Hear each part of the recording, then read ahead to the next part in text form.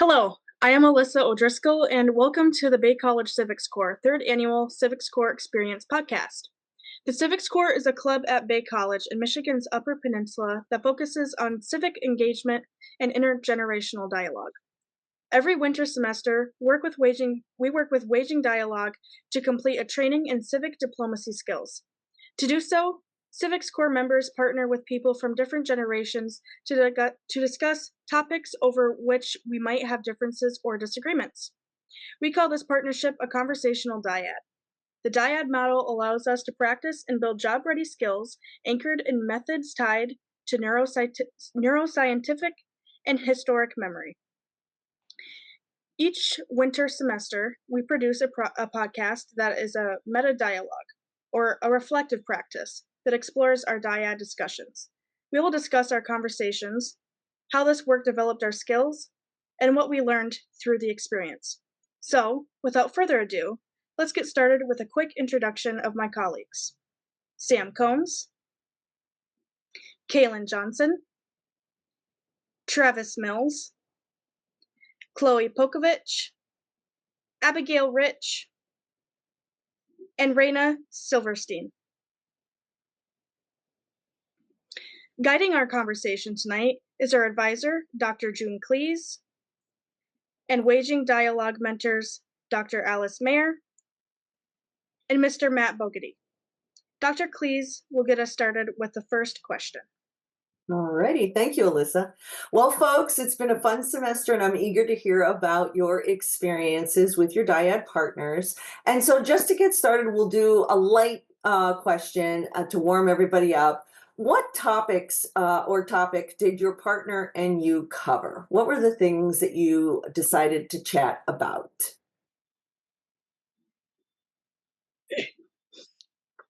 Personally, me and my dyad partner discussed the technological decade that we're in with AI and how that affects homework, school systems, and even just personal lives like photography and photo albums and things like that. Mm-hmm. Me and my partner sort of went over so many different topics so quickly. But I think the highlight of the conversation we had was talking about politics. Honestly, it was very interesting. Mm-hmm. Me and my partner were the complete opposite. We avoided politics or anything that was controversial. The big scheme. We focused on childhood and school experiences.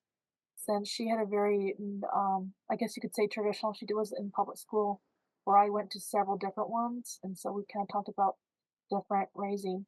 And there was a lot of similarities, but yet there were a lot of differences. And the fact that I feel like she could actually relate more to people my age than I could relate. So it was really interesting. Cool. Me and my partner, we talked about religion because I'm not that religious at all whatsoever, and she is religious, and it was a good experience, I think. Me and my partner talked about religion,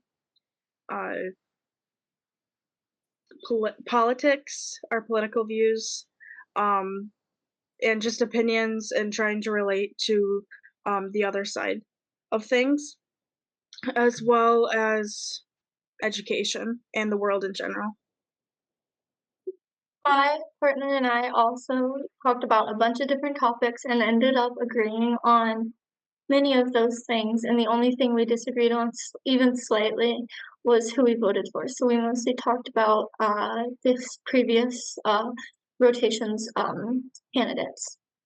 Interesting. So a little bit of politics, a little bit of not politics. Sounds like you had quite a good mix of chats going on. That's awesome.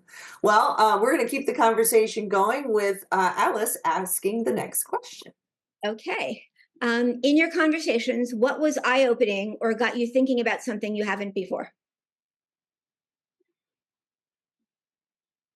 I guess I'll go first. For me was the fact that much hasn't changed in public school education, even with the generational gap. My because we were talking about a lot about school, and there's a lot of good things and bad things, but the same tendencies repeat themselves. Bullying still is happening, teachers are still judgmental, and there's favoritism and all these other things that, those are just a name a few.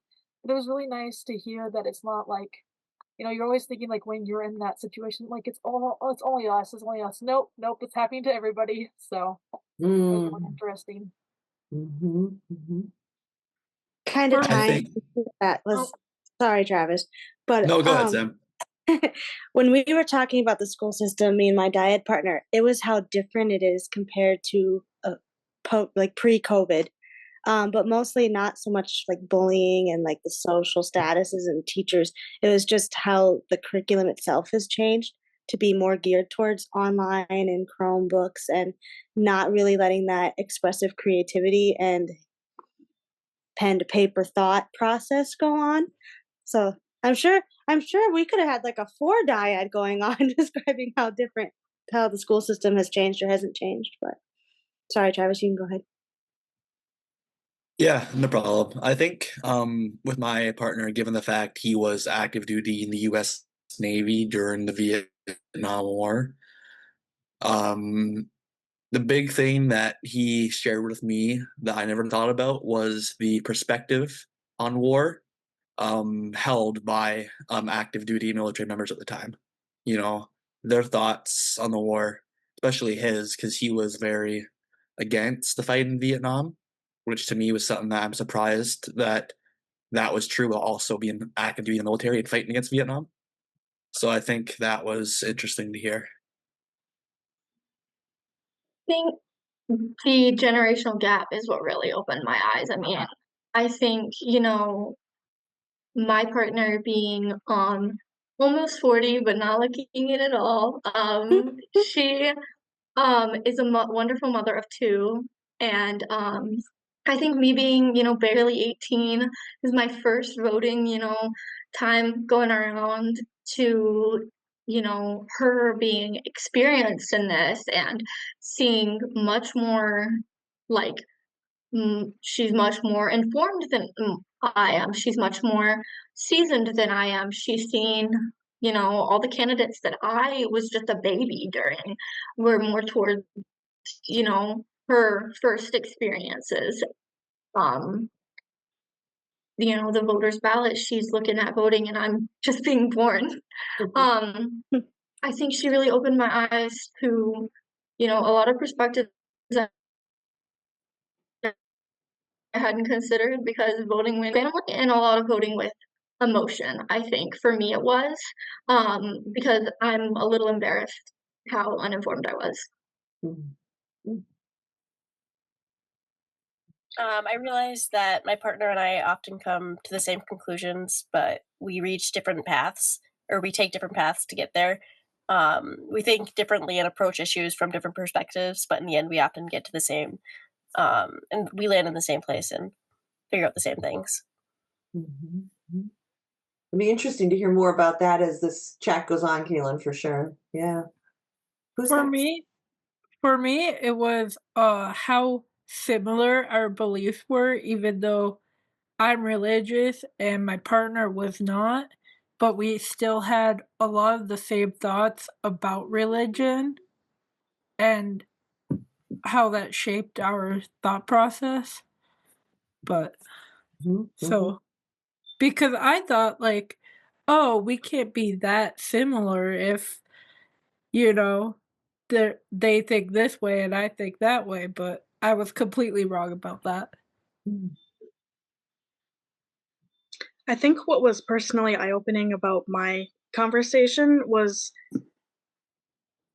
we were we we're a part of different generations, but talking about the time that he grew up versus the time that I grew up, I realized that there really wasn't that much different about us.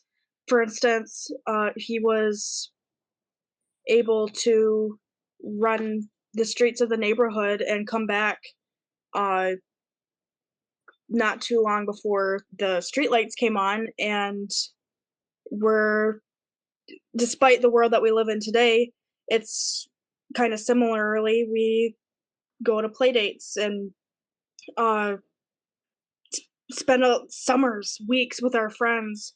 I could name countless times that I've done that. And it was really eye opening because I always had trouble talking to somebody older than me because it's always been so hostile because of the differences that we share and just a lack of understanding. So it was really like a breath of fresh air Mm, during this conversation.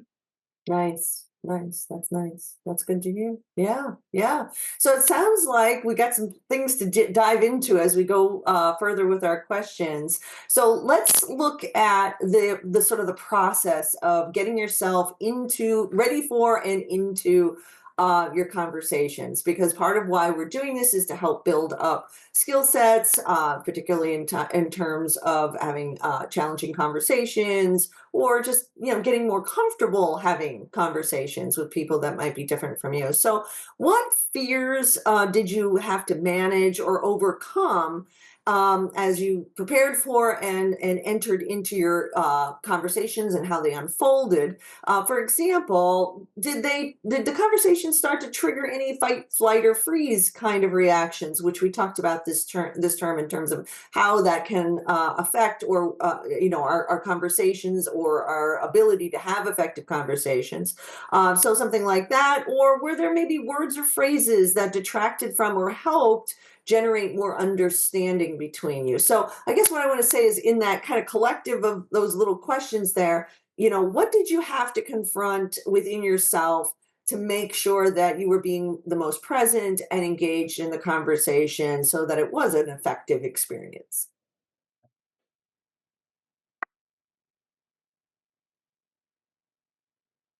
I Well, I mean, go ahead. no, you go ahead. I think for all of us, just having to talk to somebody new that we hadn't met, or a lot of us, some of us that are newer to this, also had that mindset that we would have disagreements, and that kind of instills a fear in anybody going into a conversation, especially someone you don't know. So I think probably for all of us, we probably had to overcome that just initial, I'm talking to somebody new. Um, I know personally for me, even though I did this last year, just thinking that I didn't want to sound young or dumb or like I didn't know what I was talking about. But at the same time, I also really didn't want to get onto this meeting and not have something to say. So kind of torn between that, not wanting to ramble, but also not wanting to just sit there in silence. And one thing I learned coming to our second meeting is we all are really busy people. So just making that time, there were moments where I was like, man, I just kind of want to go to bed. I've worked all day, I have homework. And same with my diet partner. She has kids. She's like, oh, sorry, I got to go get this, or it's been a long day. And just kind of setting aside that, all right, this is important. We've set time to do this, and let's just relax and have this conversation. So I think that's one thing that I personally overcame a little bit. Nice. I kind of had the same thing as Sam. I wasn't. I was nervous. I wasn't gonna have much to say, or I would ramble too much. And then also trying. I get distracted easily, so I was afraid I wouldn't be giving my full focus to the conversation and just be looking around the room instead of focused on the conversation. Mhm. But I wasn't. And also the fear thing, all I gotta say is I didn't run away from the room this time, so I think I don't get so much scared talking to new people because when I was homeschooled, I remember I didn't talk to people a lot, so I really like talking to people, especially people older than me, because I've always spent a ton of time with people older than me.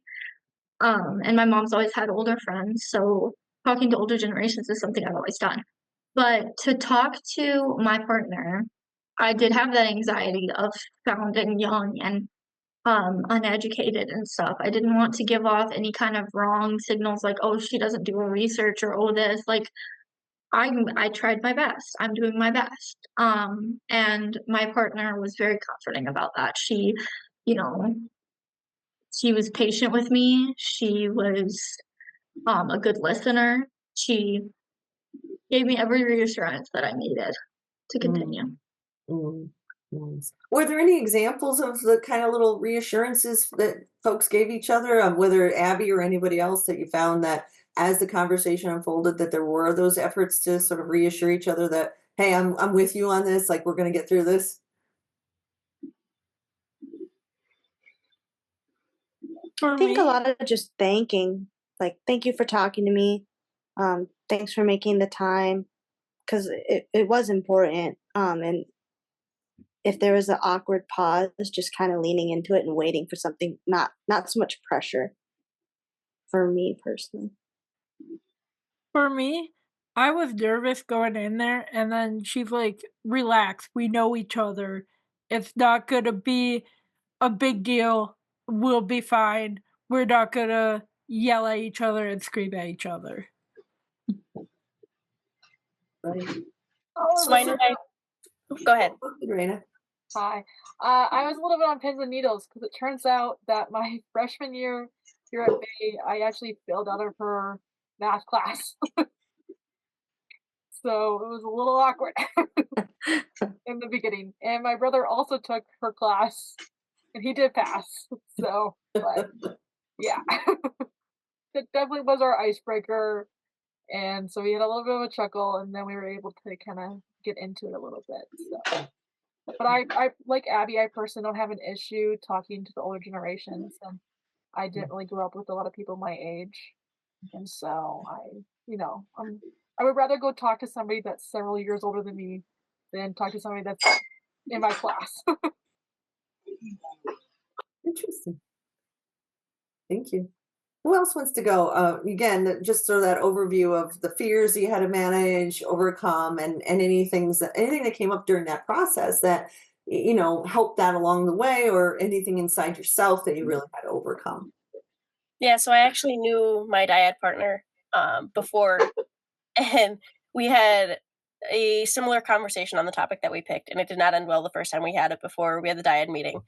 So the biggest fear was not going to be able to disagree civilly on the topic, because we're both really strong-minded. And like I said, we didn't disagree, and I was worried something would happen like that again. But we cleared up misunderstandings between the last conversation and really listened to each other's perspectives.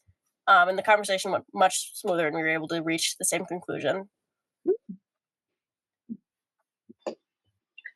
For me, it was when he started to talk about his point of view and his standing as far as politics go. I started to get really sweaty and shaky and nervous because I've had really bad experiences talking with somebody over politics. And honestly, hearing what he had to say and how understanding he was and how gentle he was about it was really reassuring. And also, just talking to myself in my head, letting me know that, hey, this is fine. We're in a public space. Nothing is going to happen here. I'm not in danger. You got this. Kind of just brought me back to a level head, and planting my feet on the floor and getting myself grounded really helped as well.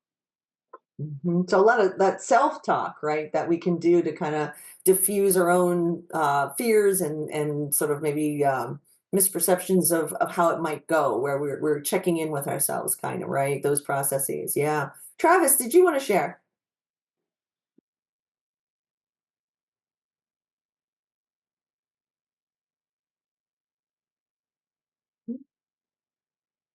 Yeah, I'm here. Um,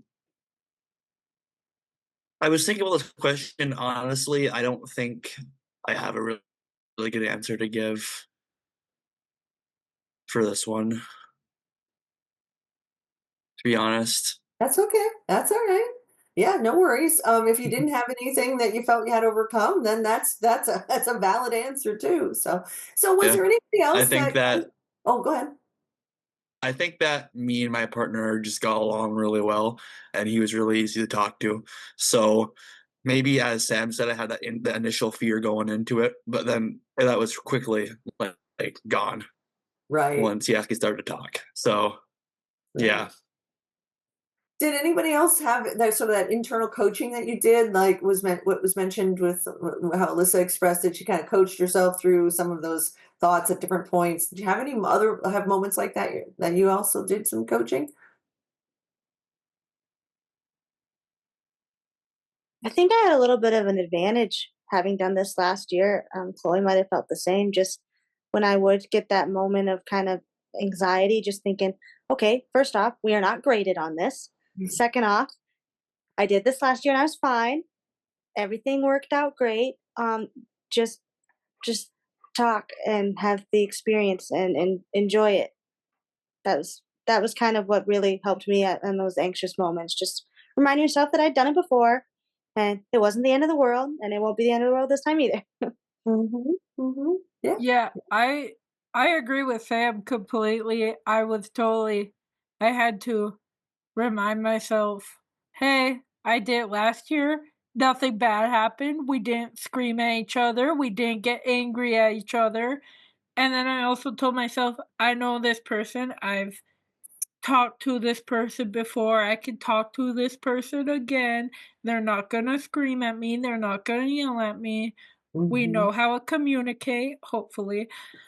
So, Mm-hmm. yeah, that just and the fact that I've been through this, it really helped because I was like last year, compared to last year, I was so worried that, like I said before, I ran away from the room we were supposed to be in.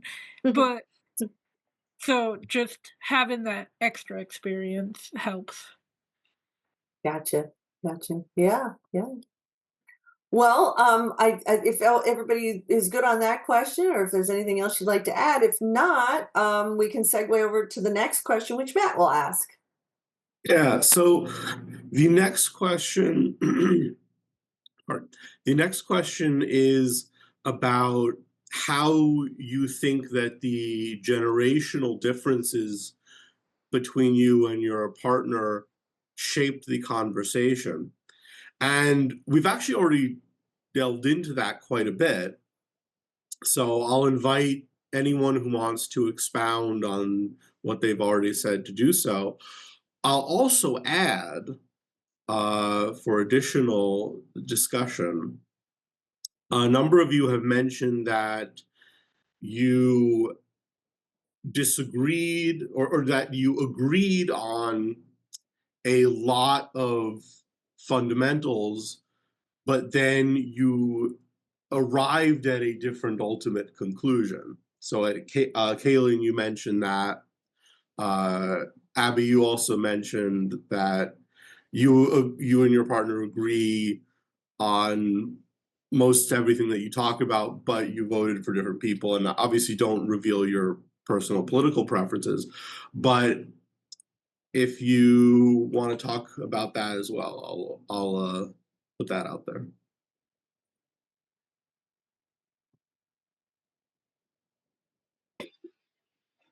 For me and my partner, oh, go ahead. Go ahead. Okay.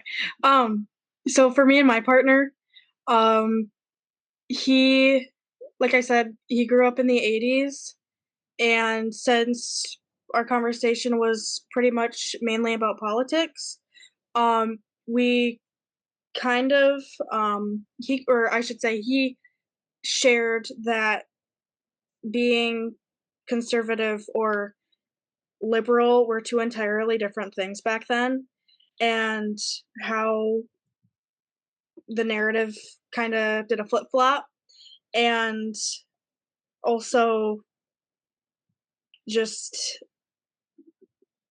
growing up in the 80s and having to do uh, bomb threat drills, the duck and cover, and then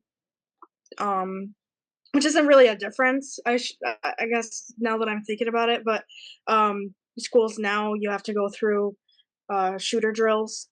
Um, I can honestly say that that was really the only difference in our conversation.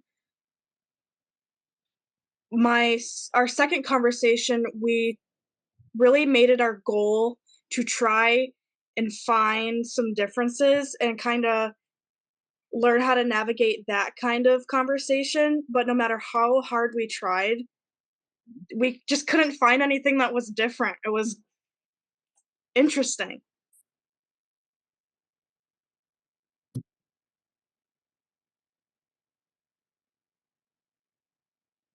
I would have to say that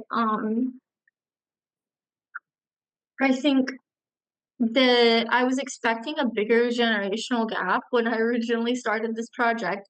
I was kind of expecting someone more elderly, not someone so young. Like I know a lot of like people my age are like being 40s old. It's not. I mean, she's lively and she's got like a 2-year-old. Like it's not old. I mean, I plan to be probably in the same position at 40. Like it's it's not even like it's not even like you're midway, right? You're not even going through midlife at this point. If you have to, Can anybody else hear? Because I can't. hello? It kind of got garbly a little Yeah. bit there, Abby. Not sure. Can you hear me now? It sounds a little like you're underwater. Someone else go while I try and fix it. Oh, you're good now. Oh, you're good now. Yeah. Yeah. Okay. I would have to say that just I can have more traditional values being raised so close to my parents all the time, in homeschooling. And I don't think those are a bad thing when you think traditionally from a modern perspective, when you face the reality of this is the modern world we're living in, and it's okay for me to have traditional values as long as I'm a realist about it. And that was something I found like very like real and relative to each other. Like she's very much in the same position and she's even like less traditional than I am. She was like, I was very much in your shoes at your age, and I just get more like modern and thinking more and more in this way, in the way of the times, like as time goes on, because she's just grown as a person since she's left her parents' house, and I have barely left my parents' house. And so to see that like things aren't always going to be the way it is when you first leave at 18. Like I'm going to grow as a person, and I loved to see having us both being raised very similarly, seeing the person she's become and loving that person and thinking, oh, I could be like that. I think that the best way to describe my dyad partner would be the most like young acting older man I've ever met. And I think that after just talking for that little bit, any differences we may have had in like generational differences were gone because he acted just like someone my age. And I think that was really funny and also made it a really fun conversation. The personality kind of transcending the generational element.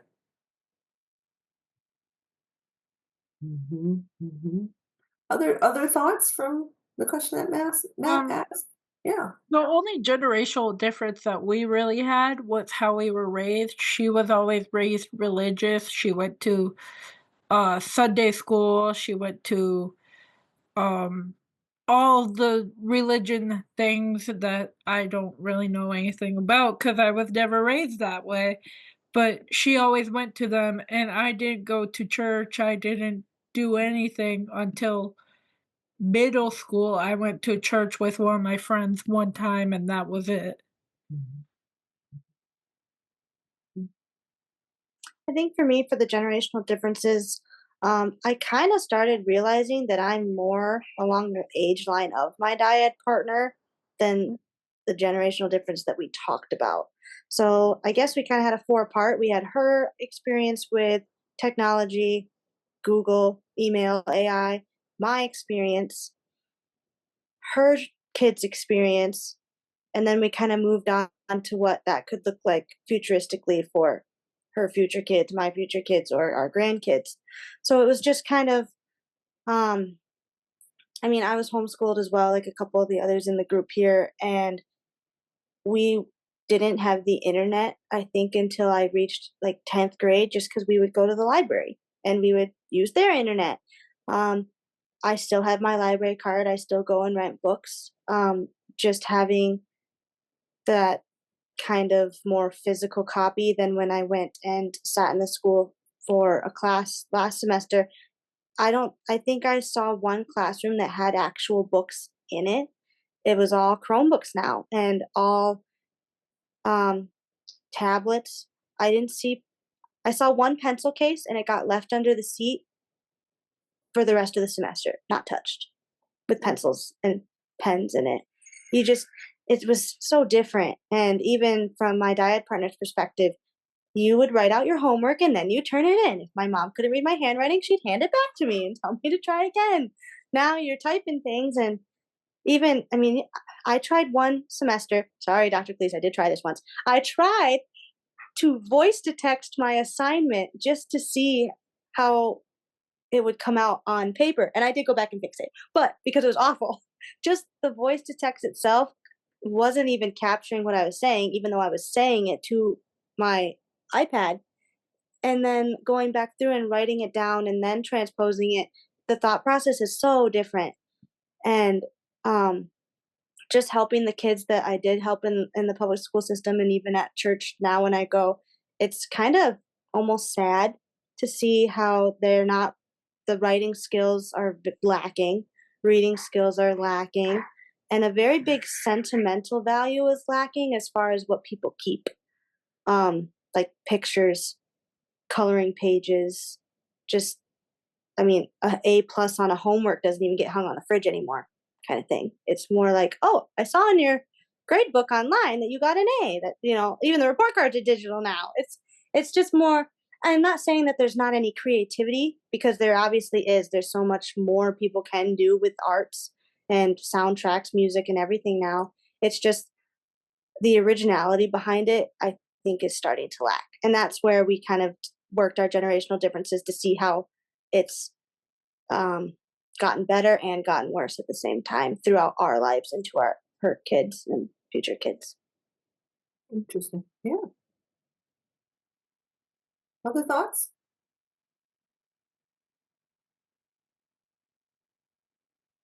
All right. If there's not, I think Alice is up with the next question. Sure.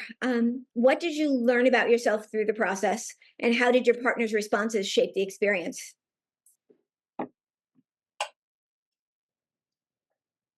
The big thing I learned about myself was, despite being a big history fan and all of that, I clearly do not know enough about the Vietnam War, because everything I thought I knew was quickly told that I was wrong.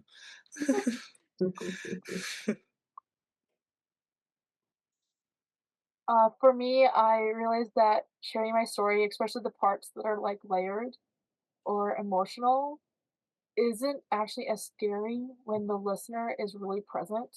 A lot of times now, people are on their phones, like, yeah, I'm listening, I'm listening.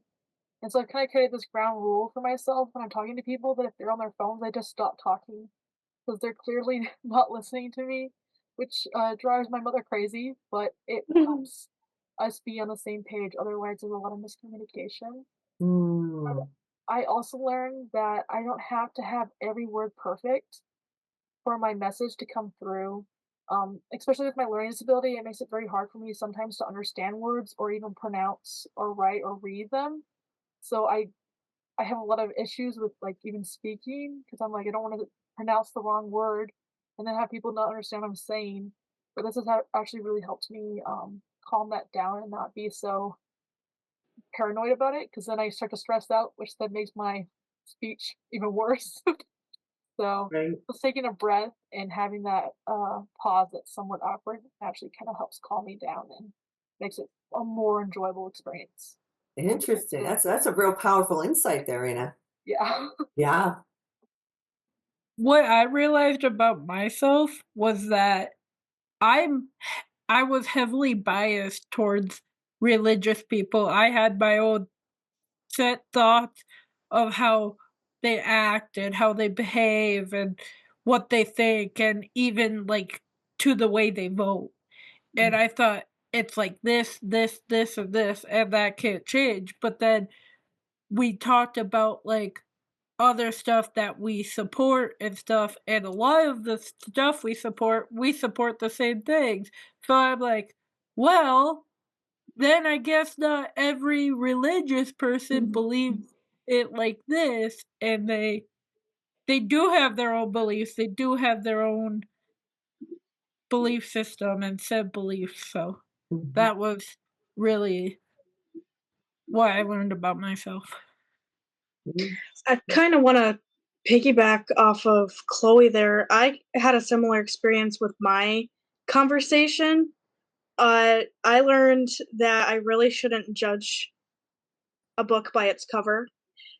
Given my partner's profession, my immediate thought was, you're a conservative and you're hateful, because that is what the media likes to show about that particular profession. And I learned that that is far from the truth. He is the most kind and gentle person I have ever met in my entire life, and it just really opened my eyes to what, um, really just being worldly means, because of course, being on media, you know that there's an algorithm, and what you like and what you interact with kind of shapes what you see. And being so willing to be open minded and kind of step out of your comfort zone to learn more about people that are different than you and the people that are around you is so important, because your mindset can start to get really jaded, and a lot of the times that can become really dangerous because that's all you're seeing. And it was just so eye-opening. So eye-opening. Yeah, that's very profound as well. Yeah, absolutely. I think I learned, as I mentioned before, that it's okay to grow and change and differ from your parents, the way that they think. Certain like rules my parents had for me that were kind of funny, like you're not allowed to stop at this place because of XYZ. You're not allowed to do this because of XYZ. And it's like all political stuff. And my partner is like, you're an adult now, you make your own decisions. And my partner is like, it's okay to leave behind what your parents taught you, parts of it, and hold close to what you think is moral and good. Um, and, I thought that was a beautiful sentiment. Mhm. It's sort of empowering yourself to be yourself. Yeah. Yeah. Educate myself, learn for myself, experience for myself, and decide for myself. Mhm, mhm. Love it. Any other thoughts on the question about what you learned from about yourself through the process? I learned that I'm capable of having a calm and respectful conversation, even when there is a disagreement, especially when like I take the time to listen and try to understand that person and their views on it. And then my partner's responses helped me to see how much a person's experience can really shape their views. Mhm. And the emphasis on listening there and seeking to understand, Kaylin, is really kind of key, isn't it? It's really the heart of it. Yeah. Any other thoughts on that Yeah, I've got one. one? So kind of all of this mentioned like biases, thinking for yourselves. And that's something that towards the end of our conversation, both my diet partner and I agreed on, is that we're going to come into these conversations with a slight bias, because that's just human nature and how we think, how we revolve around our own topic that we chose. We all have our own, how we grew up, what we think about it. And there's nothing necessarily wrong with having that bias, but making sure that you're keeping an open mind about it. And AI is pretty trivial compared to people's religious and political views, but it's still something that's important, and that is going to be a big part in future lives. So just realizing that I have my own opinion about it, and I have the choice with how much I'm going to let different technologies, media, AI, and even so much as how the school system is running now, I can influence how I teach my kids. I can influence how I teach myself. I've already discovered that I prefer handwriting out my assignments versus to typing them. I've already discovered that I will always buy hard copy books to write my notes in and for school. It's just, I'm going to have my personal preference, and I can't let that completely influence how I think the school system is and how I think kids are going to learn. I can be open-minded about it. And that's mostly the conclusion to our conversation was, well, we'll see how it goes and we can make our decisions on how we want to roll with it. Because that's what my parents had to do. My dad hates computers. My mom loves them. She has a computer science degree. They grew up around the same time. They watched the internet form. And it's just how you decide you want to play with it. Yeah. Yeah. Well, thank you. Those are wonderful, wonderful things that you all seem to have experienced and observed. And if there isn't anything else on that one, we'll let Matt ask the next question. All right.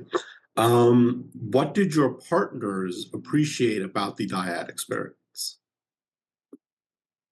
I would think the biggest thing my partner appreciated was having somebody who knew enough to pick out his brain a little bit and ask questions that he could actually enjoy answering, but was also completely willing to listen because I understood he knew more about me. And he knew more than I did about what we were discussing almost all the time.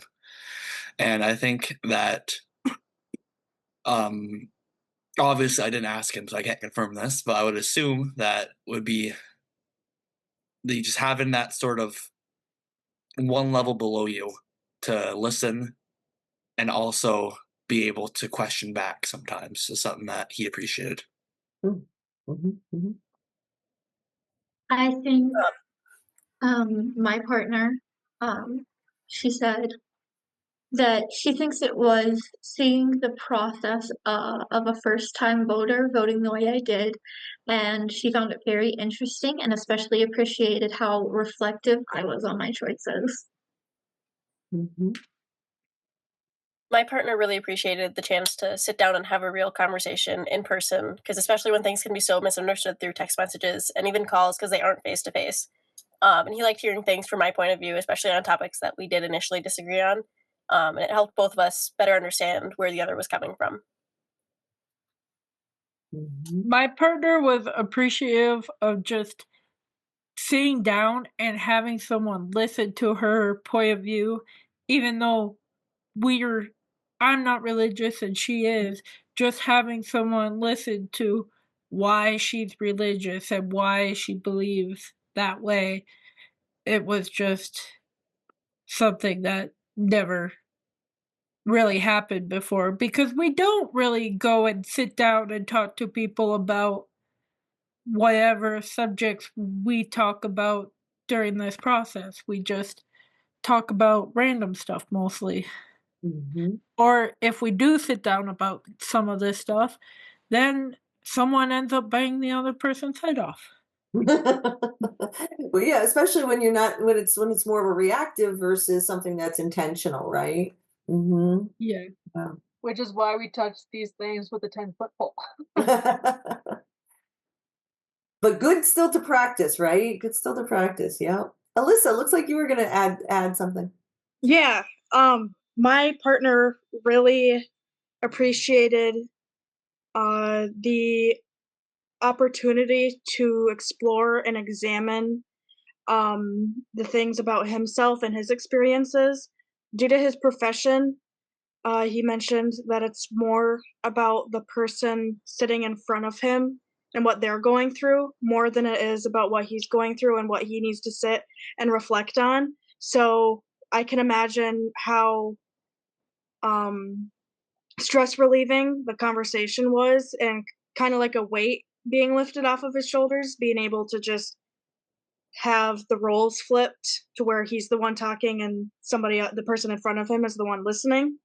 And also a way to learn about the community through somebody else and somebody so young. That was another thing that he mentioned throughout our conversation, was the fact that he's new to the community, and this was kind of his way of trying to get to know it more, and I could tell that he really appreciated it, and he took a lot of the things that I said into consideration, which was nice because that doesn't happen to me very often, being so young.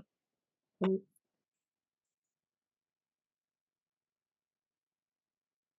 Anybody have any other thoughts on that one? Again, what about their partners? Would they would seem to appreciate it? Anything else you want to add? Or I noticed in your answers, that it seems like collectively they just seem to appreciate that you held space for them, right? To listen to their ideas, and in some cases they're not used to that either professionally or just because it's not happened to them, and that level of being able to be received themselves mattered, right? It sounds like that. Yeah, interesting. Does anybody have anything else they want to, we talk about or share from their experiences before I ask the last question?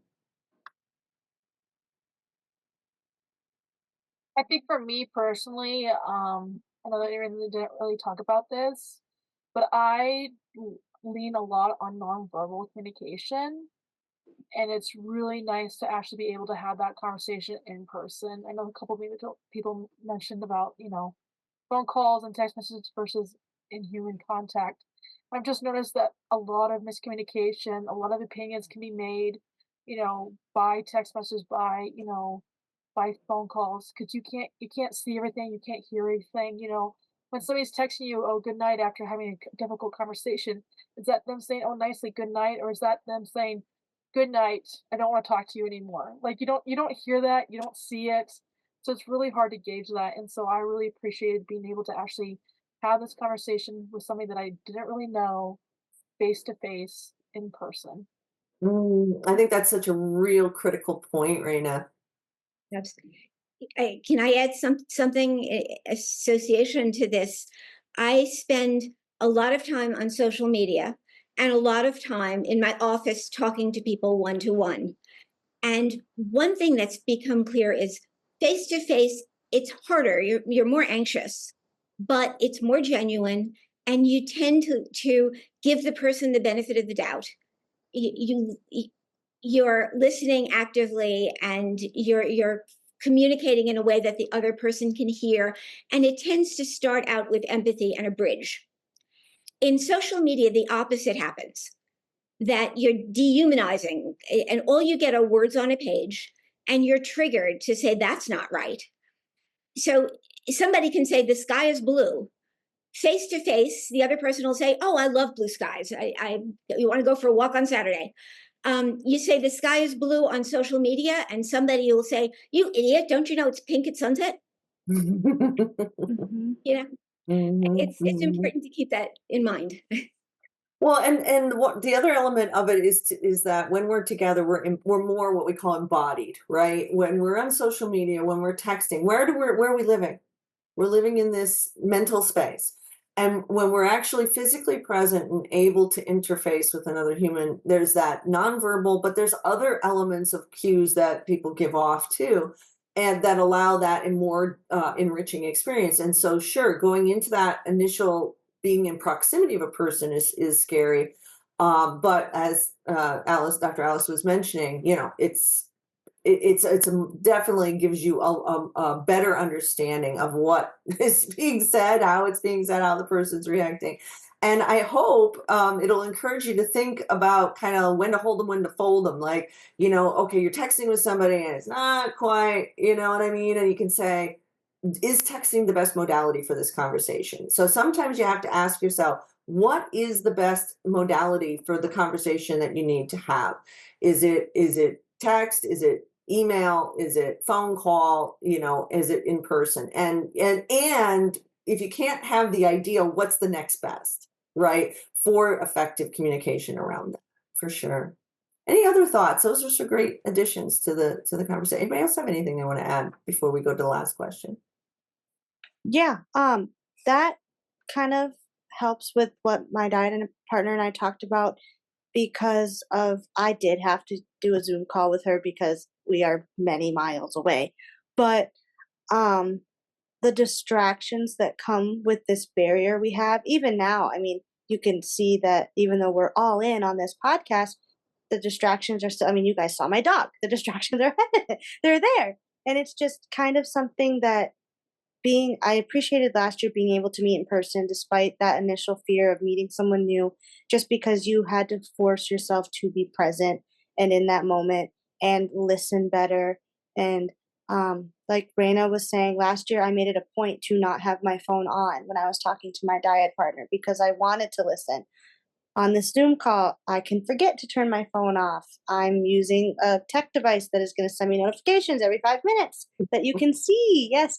So it's just making this time. That is something that if I would have had the opportunity to fly out and see my dyad partner, I would have taken it just to have a one-on-one and discuss, because there are so many distractions in this day and age that weren't quite there when my parents and even when I was a kid that just weren't the same as now. It's just so much easier, and it's harder to make yourself stay focused. So I think my dyad partner did appreciate taking the time, because all of us took that time to make sure we focused on this project, whether in person or on Zoom, and that was nice for all of us, and especially for me. I really liked that. Alrighty, well, let's go to the last question. So now we're shifting from, this is a co-curricular experience. It's a club. We're trying to enhance different skill sets that may be things you've learned in other classes, or maybe not. Maybe we're complementing or supplementing things throughout your educational experience. And so it's really important for us in guiding this process that, you see the connection between, hey, I've done these activities, I've done this training, been through the civic diplomacy, practice. From that then, and again, obviously you're pre-professionals, and you may have a little bit of experience in doing observations or field experience, things like that. But in that capacity, as you practice these skills and everything, how do you believe that they're going to, enhance or prepare you for your future and your career? For me, I'm a history major, and I'm working in a museum this summer as a tour guide. So you need to be able to talk to people. And sometimes people just have that one thing that they're so passionate about that they believe that no one's gonna change their mind. And you have to be like, okay, I understand, but can we focus on something else now? And you need to, because as a representative of whatever company you're working for, you can't be yelling back at people.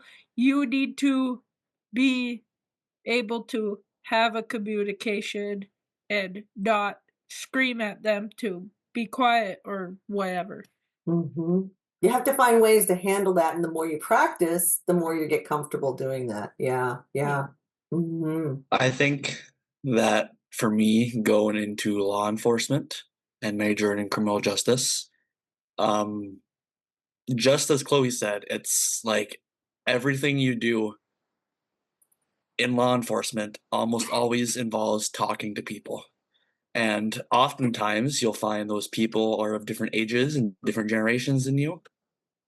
And I think that the Civics Corps big focus on intergenerational dialogue, is what's gonna best prepare me and other future law enforcement officers for their career. Mm-hmm. Yeah, going off of what Travis said, I also want to be a law enforcement officer. So learning how to talk to people, and especially those from different generations and that have different backgrounds, was incredibly valuable. And it helped me to build better communication skills and taught me the importance of understanding someone's story too. Thank you for that. Yeah, that's a really good point, Kaylin. That the story behind things matters, right? It's not just the thought, it's not just the idea, it's not just the opinion, but with the story of how they came to their now, right? Yeah, thank you for that. Mm-hmm.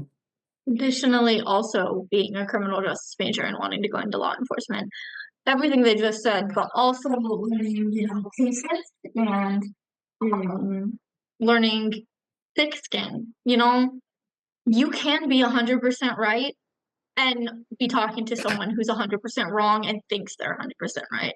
And there comes a time where you just accept it.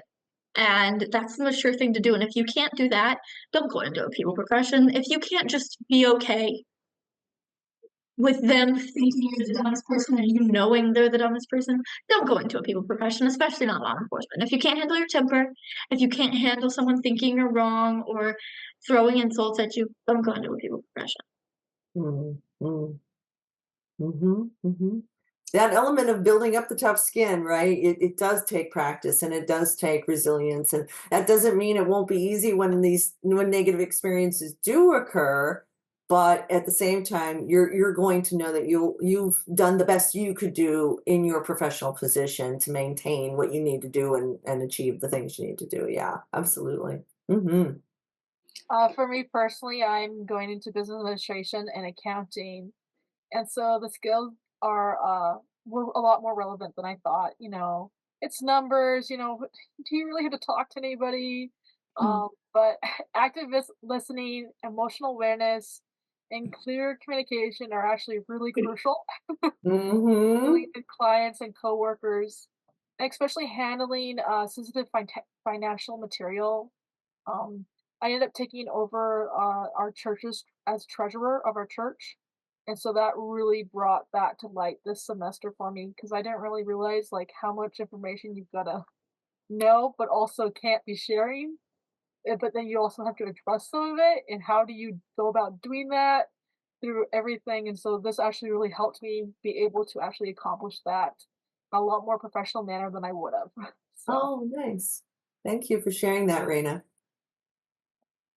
I think for me, I will have been in the workforce for 10 years now, and I've done a lot of different things in those 10 years, from flipping hamburgers at Wendy's to working with a security site in the Navy and waitressing tables, and now I work at a bank. It's just there's so many different people that you'll meet every day, and having a little bit of that willpower to control your thoughts and your temper and is a necessity that you have to have. It is a job.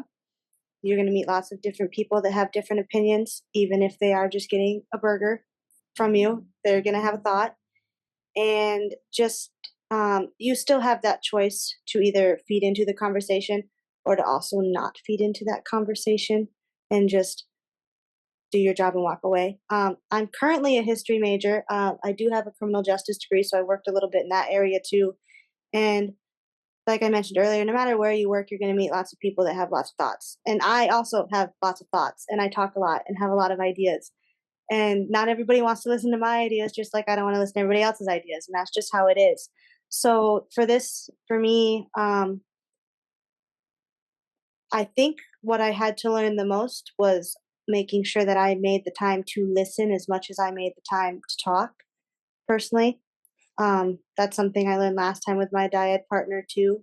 Just keeping an open mind because you will learn something, even if it's talking about AI or if it's talking, I mean, I grew up with religion, so I know a lot about the church and things along those lines. Just there, everyone has their own perspective, and you can learn something you never thought you'd learn before, even if you've grown up with it. So I mean, I'm excited to do this again, not just as part of a group, but hopefully to start my own conversations with other people just on anything and everything and learn something new, even if it's just a little something. I really love what you said there. Being in Civics Corps and really just the dyad processes that we have been engaging with has made me start conversations in a hotel sauna to in the grocery line at Walmart. And I've seen my dad do that. And I was like, I'm too shy. I don't really like the idea of starting conversations with people I don't know. But I'm doing it because of the dyad process. And I think that I can take that into my career in education. I'm gonna have to get in front of a classroom full of students who I know nothing about, at least not yet, and just start teaching them. And they're going to come to me with a myriad of different issues and struggles that they're going through. and learning how to keep an open mind and to be neutral and just listen to what they have to say and figure out a solution is crucial, especially since part of your job as a teacher is to conduct parent-teacher conferences. Mm. You Mhm. might have a parent who has a troubled kid in your classroom. How do you navigate that conversation? Uh, you might have a student who's really gifted. How do you navigate that conversation? How do you tell the parents that, hey, your kid is really gifted? We might want to consider bumping them up a few grades or two, or enrolling them into this school or that program. I think that just learning how to conduct a civil conversation can not only be taken into education, but any career across the board, even if it's just flipping burgers at McDonald's or greeting somebody at Walmart. I think it's really important and um, really just goes to the basics of conversation and how to hold a conversation and how to be friendly and kind to people. It sounds to me also from what you're saying there, Alyssa, is that, being part of a community, these kinds of skills help you be a better, communicator within the dynamics of any community that you're involved with, whether it's your faith group or work or school, whatever it might be, or even just like you said, out and about, in your town, just being able to have those interfaces and have the confidence and also the ability to self-regulate in relationship to the things that you do end up talking about. Yeah. Well, we Yeah, are I all, agree. oh, go ahead.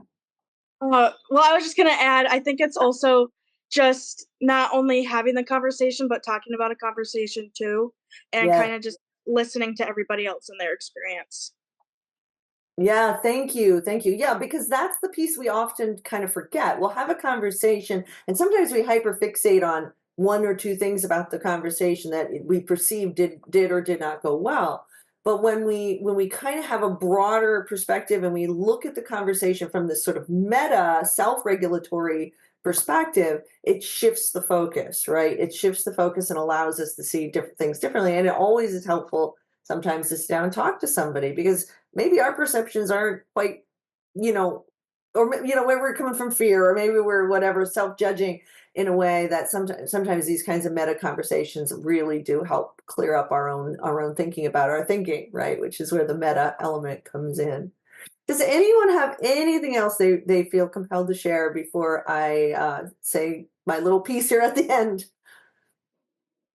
I think just remembering, like you two have just said, the emotions that we feel behind our conversations, our partner or that person we're talking to also feels emotions too. And if they're Mm. not the same emotions, they're still emotions. And I think in this conversation, getting to listen to how our dyad partner has felt, we kind of we're forcing ourselves to listen to their emotions and their thoughts behind it. And it's something that we shouldn't forget when talking to people on the daily, that how we feel strongly about what's coming out of our mouth, they feel strongly about what's coming out of theirs. And it's valuable to them to say it. It should be valuable to us to listen to it and vice versa. That is a great tip to leave everybody with there, Sam, and to kind of cinch up what you all had to say for sure. Absolutely. Well, I want to thank you all. It really was a very interesting conversation, and I like listening to you all share about what it is that you've gone through this semester. It was a real pleasure to hear about your experiences and that of your dyad partners. Now, for our viewers. Well, thank you for joining us. As we wrap up, I want to express heartfelt thanks to our amazing Civics course students and their dyad partners for their participation this semester. Each winter term, the Civics course students dive into a series of hands-on activities and materials that allow them to build what are called their civic diplomacy skills, which are actual real-world job-ready, resume-building skills that matter. Throughout the semester, students explore key concepts and practice dialogue strategies through an interdisciplinary lens, drawing from both historical and psychological frameworks. This approach helps them to gain deeper, socially and scientifically grounded understandings of how to connect through with each other through meaningfully across difference. In addition to the dialogue work, they sharpen vital skills in critical thinking, organization, and time management as they connected with their dyad partners and selected themes for their intergenerational listening sessions. The culmination of the journey was this podcast, as you all just watched, and which is a meta reflection. And in this, of course, they've also had to apply public speaking skills to what they've learned. So a huge thank you goes out also to my wonderful colleagues and dear friends, Mr. Matt Bagatti and Alice Mayer from Waging Dialogue, for their dedication, their wisdom, and their care for this collective effort. We are also deeply grateful for the backing of Bay College under the leadership of Dr. Narita Hughes, as well as the invaluable guidance from members of CCAB, which is the Civics Corps Advisory Board. In particular, we'd like to thank Ms. Melissa Amor and Ms. Heather Kreidler, who volunteered to share about best practices in communication and fact-checking with the students, respectively. We also offer special thanks to the community members who generously gave of their time to engage with our students across generations. The dialogue work that the students did this semester is critically important in our times. It is part of a larger phenomenon in our country's history that is rising called the United States Civic Wellness Movement. It is a widespread, organic rise of average Americans who basically have had enough of our era's brand of combative and toxic polarization, as seen on TV, the halls of governance, and in social media. The work of the Civics course serves as a counterforce to the toxic, tribalistic, and divisive forces endangering the maintenance of our republic's constitutionally based domestic tranquility and general welfare as fundamental blessings of liberty. Thanks again for joining us. If you'd like to learn more about civic diplomacy skills and how you can enhance those for your everyday lives, please visit Waging Dialogue's website. And may the dialogues of our times forge a more perfect union, one that is functional, healthy, and hope-filled for ourselves and posterity. Thank you again.